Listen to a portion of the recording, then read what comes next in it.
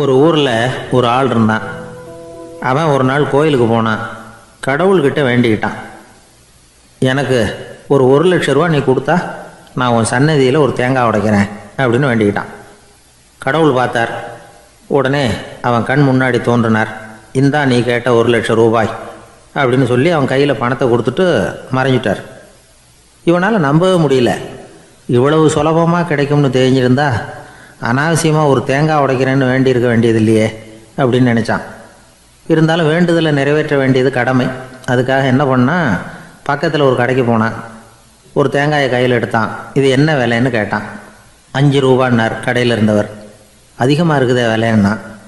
அப்படின்னா ஒன்று செய்யுங்க, அடுத்த ஊருக்கு போங்க, அங்கே தென்னந்தோப்பு அதிகம், அதனால் அங்கே இதை விட குறைஞ்ச விலைக்கு கிடைக்கும் அப்படின்னார். சரின்னு அடுத்த ஊருக்கு கிளம்புனான். அங்கே போய் விசாரித்தான். ஒரு தேங்காய் 3 ரூபாய் விலைன்னாங்க. இதுவும் அதிகமாக தெரியுதேன்னா. அப்படின்னா ஒன்று செய்ய, அதோ அந்த ஆற்று ஓரமாக ஒரு தென்னை மரம் இருக்குது பார், அதில் நீயே ஏறி பறிச்சுக்கோ, ஒரு தேங்காய்க்கு 1 ரூபா கொடுத்தா போதும் அப்படின்னார் அந்த தோப்புக்கு சொந்தக்காரரு. இவனுக்கு மரம் ஏற தெரியாது. இருந்தாலும் ஆசை யாரை விட்டுது, விலை சல்லிசாக இருக்குதே. ஆற்று ஓரம் போனால் தட்டு தடுமாறி அந்த மரத்தில் ஏறினா அந்த தென்னை மரம் வளைஞ்சி ஆற்று பக்கம் போய் அப்புறம் நிமிர்ந்து இருந்தது. அதாவது மரத்தின் உச்சி சரியாக ஆற்றுக்கு நடுவில் இருந்தது. ஆற்றுல வெள்ளம் கரைபுரண்டு ஓடிக்கிட்டு இருக்கு. இவன் கடவுள் கொடுத்த 1,00,000 ரூபாயை மடியில் வச்சு இறுக்கி கட்டிக்கிட்டான். உச்சிக்கு போய் காய் பறிக்கிற சமயத்தில் காற்றும் மழையும் பலமாக கலந்து அடிக்க ஆரம்பிச்சுட்டுது. கால் வழுக்கி விட்டுட்டுது. இவன் சடார்னு ஒரு தென்னை மட்டையை பிடிச்சிக்கிட்டு தொங்க ஆரம்பிச்சிட்டான். கீழே பயங்கரமான வெள்ளம். மடியில் 1,00,000 ரூபா பணம். என்ன செய்கிறதுன்னு தவிக்கிறான். இந்த சமயம் கரையில் ஒரு யானை பாகன் யானையை குளிப்பாட்டிக்கிட்டு இருக்கிறான். அது அவன் கண்ணில் பட்டுது. ஐயா ஒரு உதவின்னு கத்துனான். அவன் என்ன செய்யணும்னு கேட்டான். உன் யானையை மெதுவாக இங்கே அழைச்சிட்டு வா, எனக்கு நேராக கீழே நிறுத்து, என் காலை பிடிச்சி மெதுவாக கீழே இறக்கி விட்டுரு, என் மடியில் இருக்கிற பணத்தில் உனக்கு 10,000 ரூபா தரேன் அப்படின்னா. அவன் பார்த்தான். காலை கையை பிடிச்சா கூட எவனும் இந்த காலத்தில் 10 ரூபாய்க்கு மேலே தரமாட்டேங்கிறான்.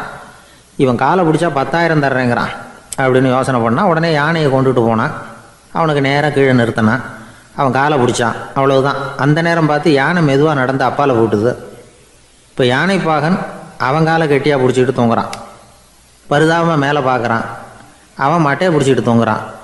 இப்போ யானை பாகன் சொல்கிறான், தம்பி மட்டையை விட்டுறாத, கெட்டியாக பிடிச்சிக்கோ, நான் உனக்கு 10,000 ரூபா தரேன், இதோ மடியில் தான் வச்சுருக்கேன்னா.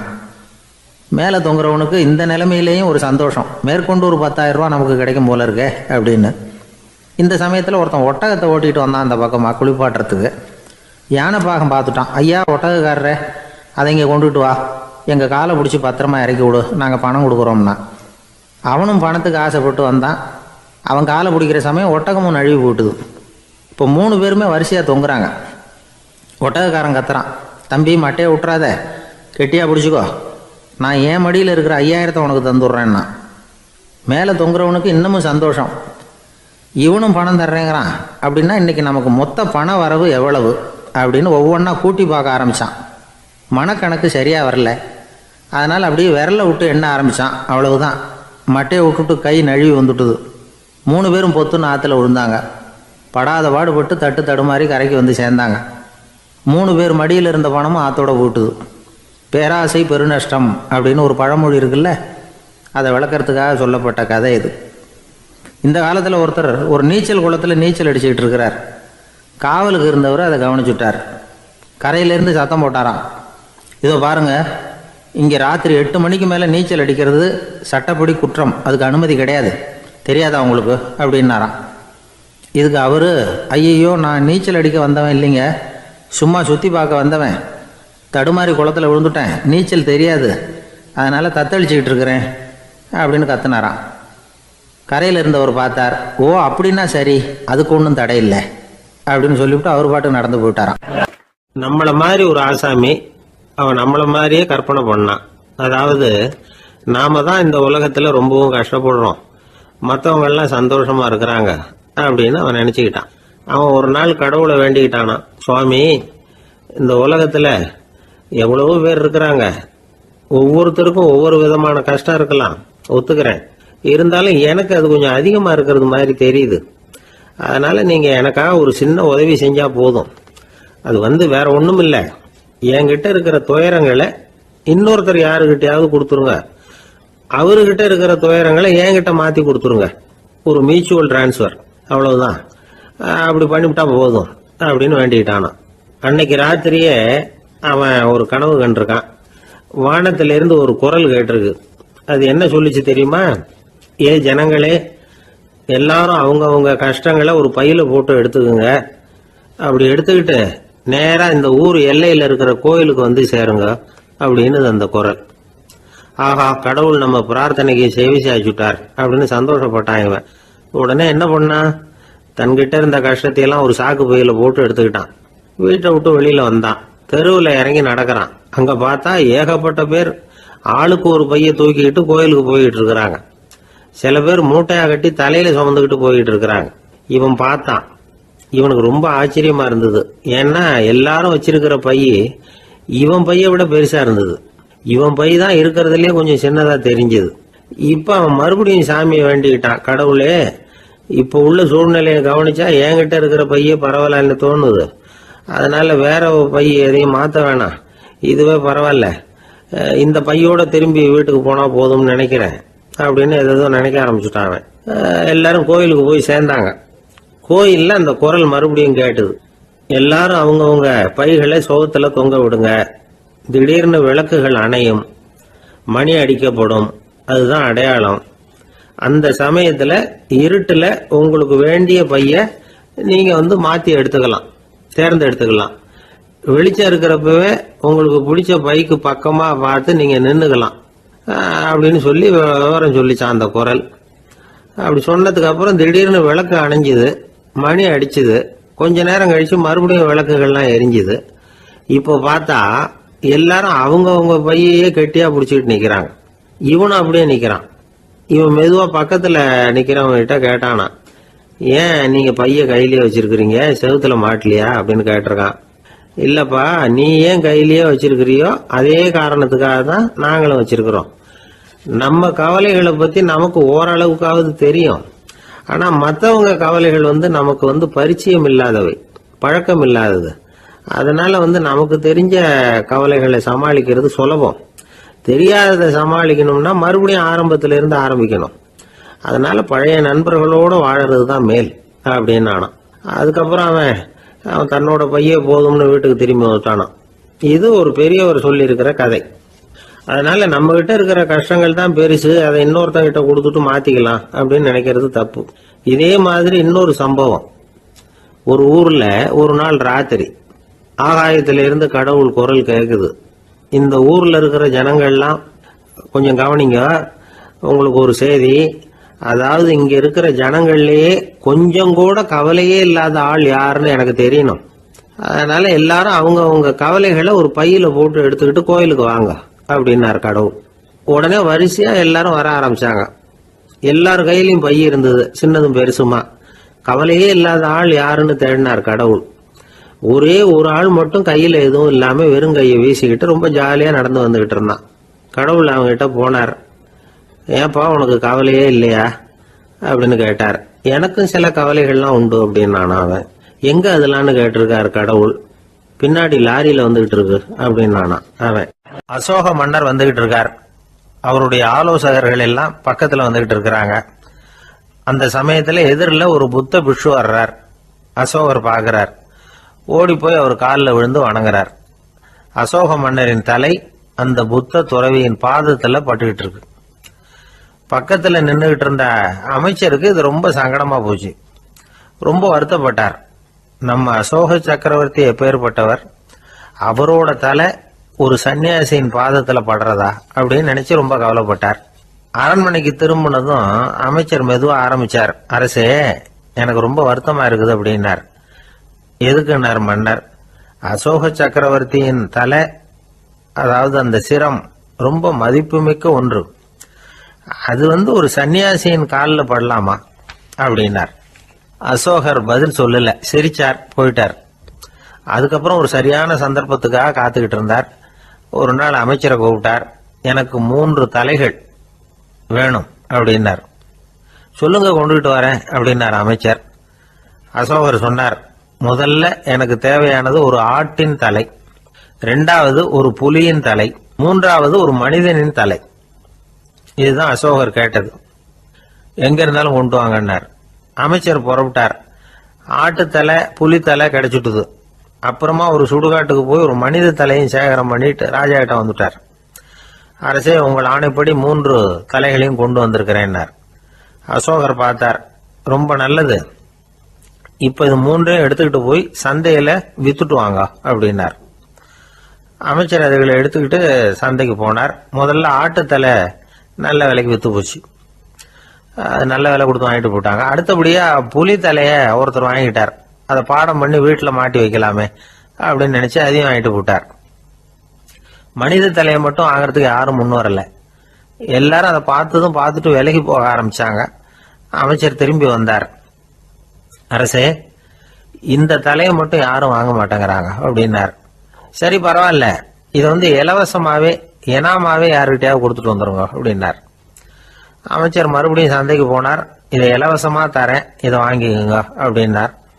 அப்பவும் அதை யாரும் வாங்கிக்கிறதுக்கு தயாரா இல்லை. மறுபடியும் திரும்பி வந்து மன்னர்கிட்ட விவரத்தை சொன்னார். இப்போ மன்னர் சொல்றார், அமைச்சரே, உயிர் இருக்கிற வரைக்கும் தான் இந்த தலைக்கு மதிப்பு. ஜீவன் போனதுக்கு அப்புறம் அதோட மதிப்பும் போயிடுது. அதனால மதிப்பு இருக்கும் பொழுதே பெரியவர்கள் பாதம் பணிந்து அந்த புனிதத்தை பெற்றுக்கொள்ளணும் அப்படின்னார். பணிவுங்கிறது வேற, அடிமைத்தனம்ங்கிறது வேற. பெரியவர்களை பணிவது நமக்கு பெருமை தரக்கூடிய விஷயம். இதை மனசுல வச்சுக்கிட்டு எப்போ காலில் விழணும், எப்போ காலில் விழக்கூடாது அப்படிங்கிறத முடிவு பண்ணிக்கணும். ஒரு சாதாரண ஆள் நடந்து வந்துகிட்டு இருந்தார். எதிரில் வந்த ஒரு பெரிய மனுஷன் ஓடி போய் அவர் காலில் விழுந்து தன்னுடைய தலையை அவர் பாதத்தில் கொண்டு போய் வச்சார். கொஞ்ச நேரம் கழிச்சு எழுந்திரிச்சு வந்துட்டார். வந்த பிறகு இவரை கேட்டேன், ஏன் திடீர்னு ஓடி போய் அந்த ஆளு காலில் விழுந்தீங்க அப்படின்னு. அவர் போட்டிருக்கிறது என்னோட காணாம போன செருப்பான்னு கண்டுபிடிக்கிறதுக்காக அப்படி விழுந்தேன் அப்படின்னார். ஒரு காட்டுல ஒரு நரி இருந்தது. ஒரு நாள் காலை நேரம் அது தன்னுடைய இருப்பிடத்திலிருந்து வெளியில வந்தது. கொஞ்ச தூரம் நடந்து வந்தது. அப்பதான் அது தன்னோட நிழலை கவனிச்சு பார்த்தா அது ரொம்ப நீளமா பெருசா இருக்குது. காலை நேரத்துல நிழல் அப்படித்தானே இருக்கும். ஆனா அந்த நரிக்கு அந்த விஷயம் தெரியல. தன்னுடைய நீண்ட பெரிய நிழலை பார்த்து ஆச்சரியப்பட்டது. ஆஹா, நாம இவ்வளவு பெருசாவா இருக்கிறோம் அப்படின்னா என்னுடைய காலை சாப்பாட்டுக்கு ஒரு யானை இல்லைன்னா ஒரு ஒட்டகம் கிடைச்சாதான் சரியா இருக்கும் போல இருக்கு அப்படின்னு முடிவு பண்ணிக்கிட்டது. உடனே ஒரு யானை அல்லது ஒட்டகத்தை தேடி அலைஞ்சது, எங்க கிடைக்கும்னு. கிடைக்கவே இல்லை. மத்தியானம் 12 மணி ஆயிட்டுது. பசியோட அலையுது. இப்ப தன்னோட நிழலை பார்த்தது. அது மத்தியான நிழல் எப்படி இருக்கும், அது ரொம்பவும் குறுகி போய் தெரிஞ்சது. உடனே அந்த நரி என்ன நினைச்சுக்கிட்டு தான் தெரியுமா, காலை ஆகாரம் சாப்பிடாததுனால நம்ம உடம்பு இப்படி அழிச்சு போட்டுதே அப்படின்னு நினைச்சுக்கிட்டு தான். கொஞ்ச நேரம் கழிச்சு மறுபடியும் தன்னுடைய நிழலை பார்க்குது. அது இன்னமும் குறுகி போய் காலடியிலேயே வந்துட்டுது. அதுக்கு பயமா போயிடுது. ஐயையோ, இன்னும் கொஞ்ச நேரத்துல நாம இறந்துருவோம் போல இருக்க. இப்ப என்ன செய்யறது? இந்த சமயத்துல ஒரு எறும்பு கிடைச்சா கூட போதும், அதை நம்ம காலை ஆகாரமா நினைச்சு சாப்பிட்டுள்ளாமே அப்படின்னு நினைச்சுதான். நம்முடைய நிழல் கூட நம்மள மாதிரியே தான் அடிக்கடி மாறிக்கிட்டே தான் இருக்குது. அது எப்பவும் ஒரே மாதிரி இருக்கிறது இல்ல. மனிதனுக்கு ஏற்படுகிற தன்முனைப்பு இருக்கு பாருங்க, ஈகோ, அது கூட ஒரு நிழல் மாதிரி தானா. அப்படி நினைக்க ஆரம்பிச்சுட்டா அதனால ஏதும் பிரச்சனை வராதான். தன்முனைப்பை நிழல் போலவே ஏற்றுக்கொள்ளுங்கள் அப்படிங்கிறது பெரியவங்க கருத்து. ஒரு காரியத்தை வெற்றிகரமா நல்ல விதமா செஞ்சு முடிக்கிறோம்னு வச்சுக்கோங்க. அந்த சமயத்துல ஒரு வித நுட்பமான தற்பெருமை நமக்குள்ள உண்டாகுது. இது இயற்கையானது, அதனால இது மேல பற்று வைக்கக்கூடாது. அப்படி வைக்க ஆரம்பிச்சுட்டா அந்த தற்பெருமை ஒரு நிரந்தர விருந்தாளியா நம்ம கிட்ட தங்கிக்கும். நம்ம நிழல் எப்படின்னு பாருங்க, நாம நடக்கும் பொழுது நம்ம பின்னாடியே வரும். தன்முனைப்பையும் அப்படியே நினைச்சுக்குங்க. நிழல் யாருக்கும் எந்த பிரச்சனையையும் உண்டாக்குறது இல்லை. ஆனா அந்த நிழலை கண்டே நாம பயப்பட ஆரம்பிச்சுட்டா நாம எதுலையும் வெற்றி காண முடியாது. நிழலோட சண்டை போடக்கூடாது. அது மாதிரி தன்முனைப்போடவும் நாம சண்டை போட வேண்டியதில்லை. இல்லாத ஒன்றோடு சண்டை போடுறது எப்படின்னா, அது இருட்டோட சண்டை போடுறது மாதிரி. நாம நிழல் கிடையாது, நம்ம கிட்ட இருக்கிற தன்முனைப்பு ஒரு நிழல். நம்ம நிழலையும் நமக்கு சமமா பாக்குறோம் பாருங்க, அங்கதான் சிக்கலே ஆரம்பம். இப்போ நாம நடந்து போய்கிட்டு இருக்கிறோம். நம்ம நிழல் தரையில விழுது. யாரோ ஒருத்தர் நம்ம நிழல் மேல காலை வச்சு நடந்து போறார். உடனே அவர்கிட்ட சண்டைக்கா போகிறோம், ஏன்டா என் நிழலை மிதிச்ச அப்படின்னு. நமக்கு தெரியும் அது நிழல் தாங்கிறது. அவர் உங்கள் மேலே நடக்கலை, உங்களுடைய நிழல் மேலே தான் நடக்கிறார். அது மாதிரி உங்கள் தன்முனைப்பின் மேலே யாராவது நடந்தா உங்களை அவமானப்படுத்துறதா நினைக்கிறீங்க. காரணம், நாமளும் நம்ம தன்முனைப்பும் ஒன்றுங்கிற நினைப்பு தான் காரணம், மற்றபடி வேற ஒன்றும் கிடையாது. நம்ம நிழல் மேலே நடக்கிறவர் நம்மளை காயப்படுத்துறதில்லை. தன்முனைப்பு வேண்டாத ஒன்றாவும் பார்க்க வேண்டியதில்லை. அது இயற்கை. நிழலை உங்கள் முன்னாடி வைக்க வேணாம், அது உங்கள் பின்னாடியே இருக்கட்டும். நிழலின் நிழலாகி விடாதீர்கள், நீங்கள் நீங்களாகவே இருங்கள். இதுதான் சான்றோர் சிந்தனை.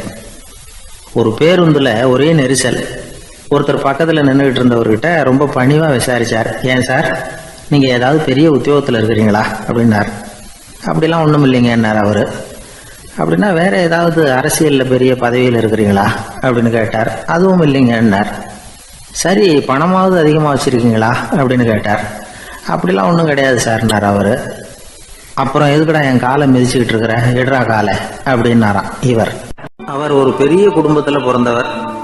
இருக்கிற சொத்துக்கள் எல்லாத்தையும் வாரி வழங்கி விட்டு காட்டுக்கு புறப்பட்டார் தவம் செய்யறதுக்காக. இருந்தது பூராவும் கொடுத்துட்டார், இனிமேல் எதுவுமே இல்லை கொடுக்கறதுக்கு. அப்போ கடைசியாக ஒருத்தன் கையை நீட்டினானா, ஐயா ஏதாவது கொடுங்கன்னு இருக்கான்.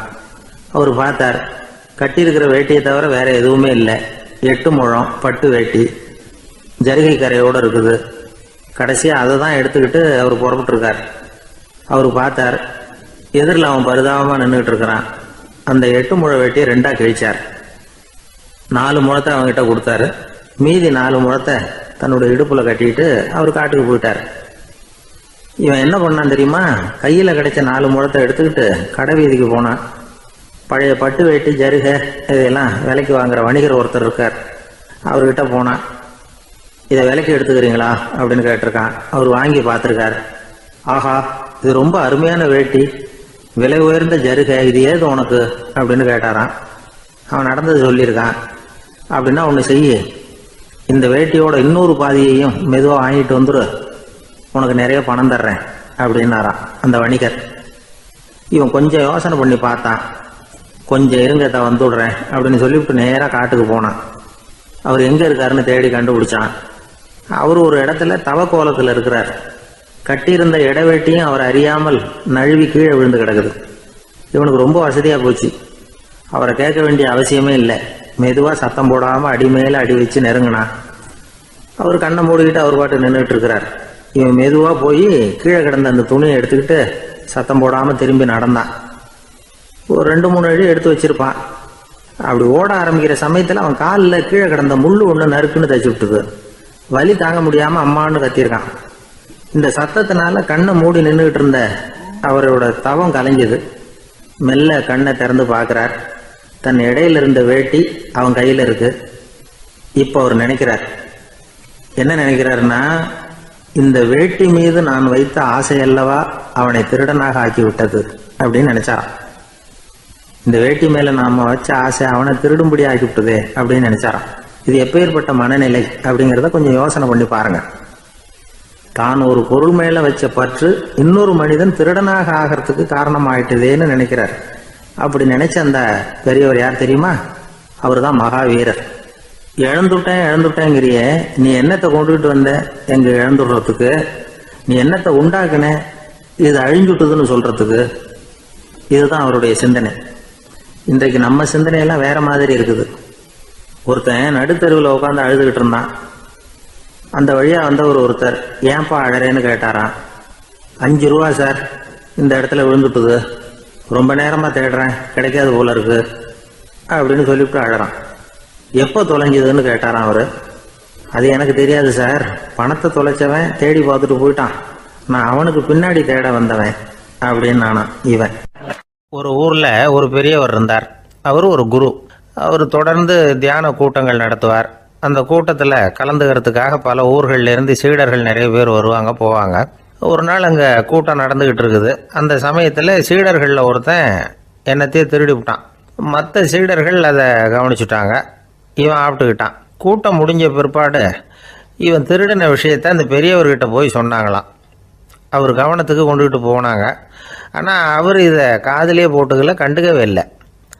போய் சொன்ன சீடர்களுக்கெல்லாம் ஏமாத்தமாக போயிட்டுது.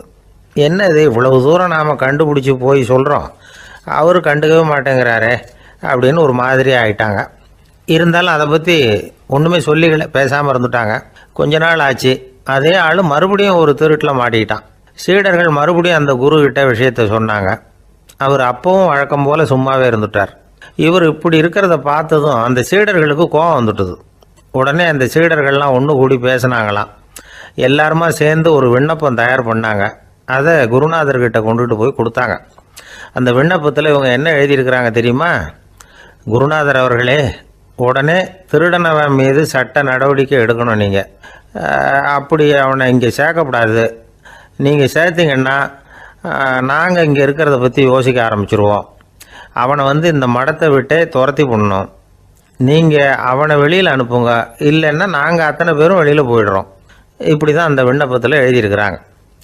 குரு அந்த விண்ணப்பத்தை வாங்கி படித்து பார்த்தார். அதுக்கப்புறம் அதை எழுதின அத்தனை பேரையும் கூப்பிட்டாரு. எல்லாரும் இப்படி வாங்கன்னாரு. வந்தாங்க. இப்படி என் எதிரில் உட்காருங்கன்னார். உட்காந்தாங்க. அப்புறம் சொன்னார், இதை பாருப்பா, நீங்கள் எல்லாரும் புத்திசாலிகள். உங்களுக்கு எது நல்லது எது கெட்டதுங்கிறது நல்லா தெரியும். நீங்கள் மேற்கொண்டு ஏதாவது படிக்கணும்னு நினச்சா வேறு எங்கே வேணும்னாலும் போகலாம். அதுக்கு நான் தடை சொல்ல மாட்டேன். ஆனால் உங்களால் குற்றம் சாட்டப்பட்ட அவன் இருக்கானே, அவன் எப்படின்னா அவனுக்கு எது நல்லது எது கெட்டதுங்கிறதெல்லாம் தெரியாது. அதனால தான் திருடுறான். நீங்கள் சொல்கிறது மாதிரி அவனை அடித்து துரத்தி விடுறோம்னு வச்சுக்கோங்க, அவனுக்கு எப்படி நல்லது கெட்டது தெரியும்? அவனுக்கு அதை யார் சொல்லி கொடுக்கறது? அதனால் இங்கேயே இருக்கட்டும், அதுதான் சரி. இதுக்காக நீங்கள் எல்லாரும் என்னை விட்டுட்டு போனாலும் சரி, அவனை நான் விரட்ட மாட்டேன் அப்படின்னு விட்டாரான். இவ்வளவையும் திருடனை அந்த சீடன் கேட்டுக்கிட்டே இருந்திருக்கான். அவன் கண்களில் கண்ணீர். அப்படியே எழுந்திரிச்சு வந்தான். குரு காலில் விழுந்தான். அவன் கண்ணீரில் அவனது தீமை கழுவப்பட்டது அப்படிம்பாங்க. அதாவது சீடர்களுக்கு அந்த குருவோட பெருமை அப்போ தான் புரிஞ்சுதான். ஒரு நல்ல ஆசிரியர் இருக்காருன்னு வச்சுங்க, நல்லா படிக்கிற பையனுக்கு தான் பாடம் சொல்லி கொடுப்பேன்னா அது என்ன பெரிய விஷயமா?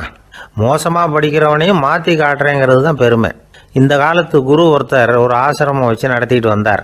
நிறைய பேர் தினம் வருவாங்க போவாங்க. ஒரு நாள் ஒருத்தன் வந்தான். அந்த குரு முன்னாடி போய் நின்னான். ஐயா, என்ன உங்கள் சீடனாக ஏற்றுக்கணும்னா. அந்த குரு நிமிர்ந்து பார்த்தார். உன்னுடைய நோக்கம் என்னன்னு கேட்டார். ஐயா, உங்ககிட்ட கொஞ்ச நாள் இருந்தேன்னா நல்ல பழக்க வழக்கங்களை கற்றுக்கலாம். அதுக்கப்புறம் வெளியில் போய் ஒரு நல்ல தொழில் தொடங்கி வாழ்க்கையில் முன்னுக்கு வரணுங்கிறது தான் என்னோட நோக்கம் அப்படின்னா. நீ சொல்கிறது சரி, ஆனால் உன்னால் இங்கே நல்ல பழக்க வழக்கங்களை கற்றுக்க முடியலேன்னு வச்சுக்கோ, அப்போ என்ன பண்ணுவேன் அப்படின்னு கேட்டார் அவர். அப்படி ஆச்சுன்னா என்ன, உங்களை மாதிரியே ஒரு ஆசிரமம் ஆரம்பித்து அதுக்கு குருவாக இருந்துட்டு போகிறேன் அப்படின்னு நானும். ஒருத்தன் வேகமாக ஓடி வந்தான். ஏப்பா அப்படி தலை தெறிக்க ஓடி வர்றேன்னு கேட்டேன். பின்னாடி துரத்திக்கிட்டு வருது சார் அப்படின்னா. ஏதாவது நாய் துரத்திக்கிட்டு வருது போல இருக்கு அப்படின்னு நினச்சி அவனுக்கு பின்னாடி பார்க்குறேன். கண்ணுக்கு எட்டின தூரம் வரைக்கும் எதுவுமே தெரியல.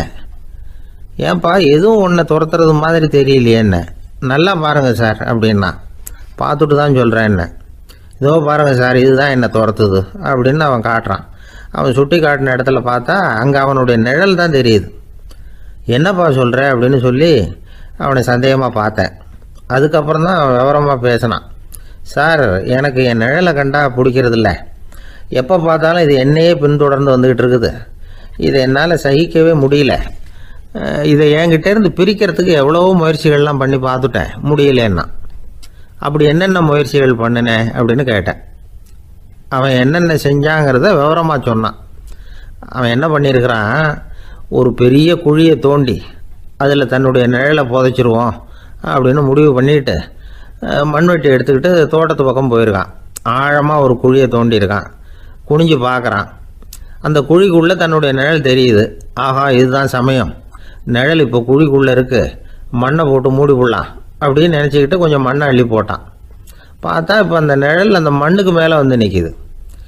இது ஏதுடா வம்பா போச்சு அப்படின்னு அவசரமாக மண்ணை வாரி போட்டு மூடி பார்க்குறான். குழி பூராவும் மூடி விட்டு பார்க்குறான். மறுபடியும் நிழல் மேலே வந்து உட்காந்துக்கிட்டு இருக்குது. சரி, இதை குழியில் புதைக்க முடியாது அப்படின்னு முடிவு பண்ணிட்டு இதை இங்கேயே இப்படியே விட்டுட்டு ஒரே ஓட்டமாக ஓடி போடுவோம் அப்படின்னு நினச்சி எடுத்தான் ஓட்டம். அது காலை நேரம்.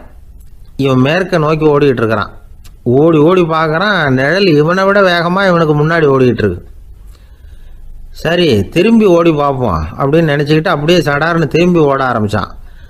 பார்த்தான், அப்பாடா நிழலை காணலை. கொஞ்சம் தூரம் ஓடி ஒரு இடத்துல நின்று அப்படியே சாவகாசமாக திரும்பி பார்க்குறான். பின்னாடி நின்றுக்கிட்டு இருக்குது நிழல். இப்படி ஓடி வந்து தான் இங்கே நம்ம முன்னாடி நின்று தன்னுடைய அவஸ்தையை சொல்லிகிட்டு இருக்கிறான். இந்த நிழலை துரத்துறது அல்லது வெட்டி விடுறது, இதுக்கு ஏதாவது வழி இருக்கா சொல்லுங்கள் சார் அப்படிங்கிறான். நமக்கு ஒன்றும் புரியல. அந்த நேரம் பார்த்து ஒரு பெரியவர் வந்தார். அவர்கிட்ட யோசனை கேட்டோம் என்ன செய்யலாம்னு. அவர் சொன்னார், இந்த பாருப்பா, நீ அங்கேயும் எங்கேயும் ஓடாத, அப்படியே கீழே படுத்துக்கொண்டார். அது நல்ல உச்சி வேலை. அவன் அப்படியே கீழே படுத்துக்கிட்டான். இப்போ அப்படி இப்படின்னு திரும்பி பார்க்குறான், நிழலை காணலை. அவன் இப்போ தான் நிம்மதியாக இருந்தான். இப்போ அந்த பெரியவர் சொன்னார், எல்லா மனிதர்களுமே இப்படி தான் ஓடிட்டு இருக்கிறாங்க. நான் எனது அப்படிங்கிற ஆணவம் தான் அவங்கள துரத்திக்கிட்டு இருக்கு. அதை விட்டுட்டு ஓடணும்னு நினச்சாலும் அது முன்னாடி வந்து நிற்கிது. பரம்பொருளை நோக்கி ஓடுறப்போ இந்த ஆணவம் பின்னாடி வந்து விடுது. பரிபூர்ண சரணாகதிங்கிற நிலையில் அது முழுசுமாக மறைஞ்சு விடுது. தன்னை உணர்கிற வேலை அது. அந்த நேரம் மனிதனுக்கு விடுதலை உணர்வு ஏற்படுகிற நேரம் அது. அப்படிப்பட்ட சுதந்திர மனிதர்களாக எல்லாரும் மாறி போயிட்டாங்கன்னா இந்த உலகமே இன்பமயம் அப்படின்னு ஒரு விளக்கம் கொடுத்தார் பெரியவர். நம்மால் ஒருத்தர் வேகமாக ஓடி வந்துக்கிட்டு இருந்தான். ஏன்டா அப்படி ஓடி வர்ற அப்படின்னு கேட்டார் எதிரில் வந்தவர். ஆசை துரத்துது, அதுதான் ஓடி வர்றேன்னா. உனக்கு என்ன ஆசைன்னு கேட்டார். எனக்கு ஒன்றும் ஆசை இல்லைங்க, என்னை எப்படியாவது பிடிச்சுடணும்னு போலீஸ்காரங்களுக்கு ஆசை. அந்த ஆசை இப்போ என்னை துரத்தி பின்னாடி வந்துக்கிட்டு இருக்குது. அதுதான் தப்பிச்சு வந்துக்கிட்டு இருக்கிறேன். குறுக்க நிற்காதீங்க சார், வழியை விடுங்க அப்படின்னு சொல்லிவிட்டு வேகமாக ஓடி மறைஞ்சான். ஒரு ஆள் இருந்தார். அவர் தன்னை ஒரு குருன்னு சொல்லிக்கிட்டார். மௌன குரு, வாயே திறக்கிறதில்ல. அவருக்கு 2 சீடர்கள் உண்டு. இவங்க தான் வர்றவங்க கிட்ட பேசுவாங்க, விளக்கம் கொடுப்பாங்க. ஒரு நாள் இந்த சீடர்கள் 2 பேரும் எங்கேயோ வெளியில் போயிட்டாங்க. அந்த நேரம் பார்த்து ஒருத்தர் அங்கே வந்தார். குருக்கிட்ட போனார். குருவே, புத்தர்னா என்னன்னு கேட்டார். குருவுக்கு ஒன்றும் புரியல. அவர் உண்மையான குருவாக இருந்தாவில் புரியும். அவர் திருன்னு முழிக்க ஆரம்பிச்சிட்டார். இந்த நேரம் பார்த்து இந்த சீடர்கள் எங்கேயோ போயிட்டாங்களே, என்ன பண்ணுறது, உதவிக்கு யாராவது கிடைக்க மாட்டாங்களா அப்படின்னு அப்படியே சுற்றி பார்க்குறார். அங்கங்கே பார்க்குறார். வந்தவர் இதை கவனித்தார். ஏதோ புரிஞ்சுக்கிட்ட ஒரு மாதிரி அடுத்த கேள்வி கேட்டார். தர்மம்னா என்ன சுவாமின்னார். குருவுக்கு ரொம்ப சங்கடமாக போச்சு. நம்ம நிலைமை இப்படி ஆகிட்டுதே, இக்கட்டில் மாட்டிக்கிட்டோமே அப்படின்னு நினச்சபடியே விட்டத்தை பார்த்தார். அப்புறம் குனிஞ்சு தரையை பார்த்தார். அப்படியே உட்காந்துக்கிட்டார். வந்தவர் உடனே அடுத்த கேள்விக்கு போயிட்டார். தியானம்னா என்ன சுவாமின்னார். பாவம் என்ன பண்ணுவார் அந்த குரு, பேசாமல் கண்ணை கெட்டியாக மூடிக்கிட்டார். இது ஏதுடா வம்பா போச்சுன்னு. இவர் இப்படி பண்ணால் கூட வந்தவர் சளைக்கல. இன்னொரு கேள்வியும் கேட்டார். ஆசீர்வாதம்னா என்ன அப்படின்னார். இவர் பார்த்தார். இப்படியே போனால் இவர் கேள்வி கேட்குறத நிறுத்த மாட்டார் அப்படின்னு நினச்சிக்கிட்டு எனக்கு ஒன்றுமே தெரியாதுங்கிற பாவனையில் 2 கையையும் விரித்து காட்டினார். வந்தவர் முகத்தில் மகிழ்ச்சி, மன நிறைவு, ஏதோ எல்லாம் புரிஞ்சுக்கிட்ட ஒரு மாதிரி அங்கேருந்து புறப்பட்டு போனார். வழியில் அந்த குருவோட சீடர்கள் 2 பேரையும் சந்தித்தார். உங்கள் குருவை தான் பார்த்துட்டு வரேன்னார் இவர். என்ன நடந்ததுன்னு கேட்டாங்க. இவர் வரமா சொல்கிறார், உங்கள் குரு எவ்வளவு பெரிய ஞானி தெரியுமா? புத்தர்னா என்னன்னு கேட்டேன். அதுக்கு அவர் அப்படியும் இப்படியும் பார்த்தார். அதுக்கு என்ன அர்த்தம் தெரியுமா? மக்கள் புத்தரை அங்கேயும் இங்கேயும் தேடுறாங்க. உண்மையில் அவர் அங்கேயும் இங்கேயும் தேடி கண்டுபிடிக்க முடியாது அப்படிங்கிறத அவர் செய்கை மூலம் உணர்த்தினார். அதுக்கப்புறம் தர்மம்னா என்னன்னு கேட்டேன். அவர் மேலேயும் கீழையும் பார்த்து தர்மம் சமமானது, அதில் உயர்வு தாழ்வு இல்லைங்கிறத உணர்த்தினார். அதுக்கப்புறம் தியானம்னா என்னன்னு கேட்டேன். கண்ணை மூடிக்கிட்டார். கண்ணை மூடி காணுகிற அற்புதம் அது அப்படிங்கிறத புரிஞ்சுக்கிட்டேன். கடைசியாக ஆசீர்வதிக்கப்படுறது பற்றி கேட்டேன். கைகளை நீட்டி உதவுறது தான் அது அப்படிங்கிறத தன்னுடைய இருகை விரித்து உணர்த்தினார். எவ்வளோ பெரிய மகான் அவர் அப்படின்னு சொல்லிவிட்டு அவர் பாட்டு போயிட்டார்.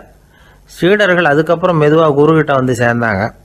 அவங்கள பார்த்ததும் குருவுக்கு கோபம் வந்துட்டுது. அடே பாவிகளா, எங்கடா போய் தொலைஞ்சிங்க, நான் ஒரு ஆளுகிட்ட மாட்டிக்கிட்டு என்ன பாடுபட்டிருக்கேன் தெரியுமான்னார். இது மாதிரி தான் நாம் சாதாரண மனிதர்களின் புற வேடங்களிலேயே மயங்கி போயிடுறோம். அவங்க பேச்சு, செய்கை, பார்வை இதிலெல்லாம் ஏதோ பெரிய தத்துவம் இருக்கிறதாக நினச்சிக்கிறோம். உண்மையிலேயே அந்த தத்துவங்கள் யாருக்கு சொந்தம்? அவங்களுக்கு இல்லை, நமக்கு தான் சொந்தம். நாம் தானே அதை கற்பிச்சுக்கிட்டோம். நாம் அடையாளம் கண்டுக்கிறது இல்லை. நாம் யாருங்கிறது நமக்கு புரியறதில்ல. அதுதான் இன்றைக்கி நடக்கிறது. அதனால தான் அடுத்தவங்களை தேடி ஓடிக்கிட்டு இருக்கிறோம். சில வீடுகளில் கூட இது மாதிரி சைகைகள் உண்டு. சில குடும்ப தலைவர்கள் தினமும் காலையில் கண்ணை கெட்டியாக மூடிக்கிட்டு கை ரெண்டையும் சுத்தமாக விரித்து வச்சுக்கிட்டே உட்காந்து தியானம் பண்ணுறது வழக்கம். எதுக்காக அப்படி பண்ணுறீங்கன்னு ஒருத்தரை பார்த்து கேட்டேன். இந்த மாதம் வாங்கின சம்பளம் பூரா தீர்ந்து போச்சு, இனிமேல் என் கையில் சுத்தமாக ஒன்றும் இல்லை, புதுசாக எதுவும் செலவு வச்சுடாதே அப்படிங்கிறத அப்படி